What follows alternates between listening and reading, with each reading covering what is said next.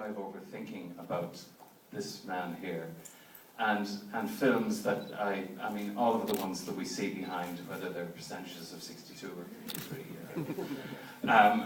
This man has contributed so much to the world of film music, and I thought about. I remember watching a film called "The Devil Is a Woman," which I think was made in 1974. I think.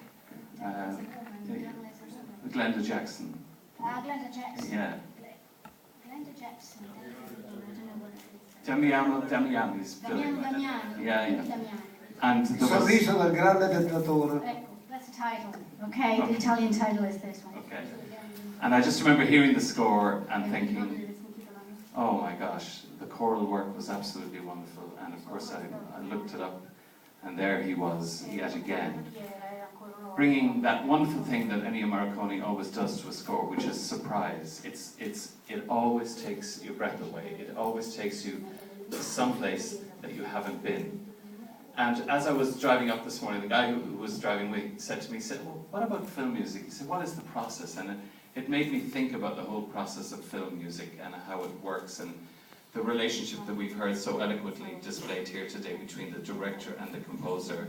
And in many ways, Ennio Morricone has redefined that for lots of us.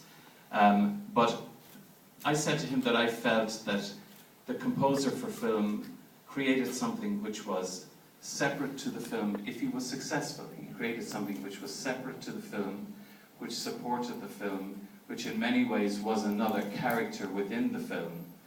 But if I may speak in orchestrational terms to the maestro, it seemed to me that sometimes when a Morricone film score is on a film, it's like when Ravel adds a triangle to the top of an orchestration, and suddenly your attention is drawn to a new dimension within the thing that you're listening to.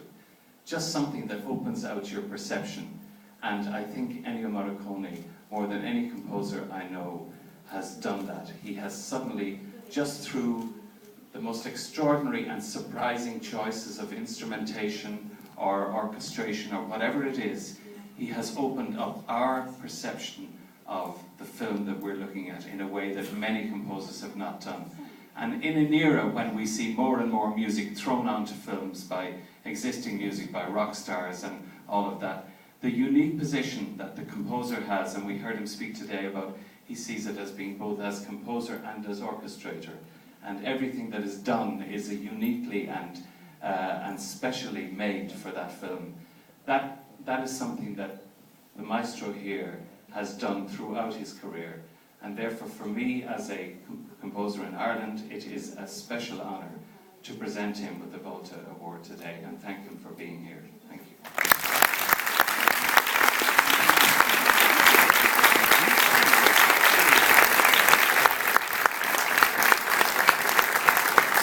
Volevo dire un'ultima cosa. I wanted to say one last thing. Riassunto quello che ha detto poco fa. Yeah, just In to poche pass on parole. what you said.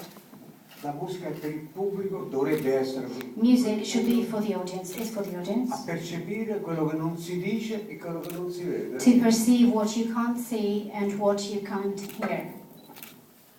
Thank you.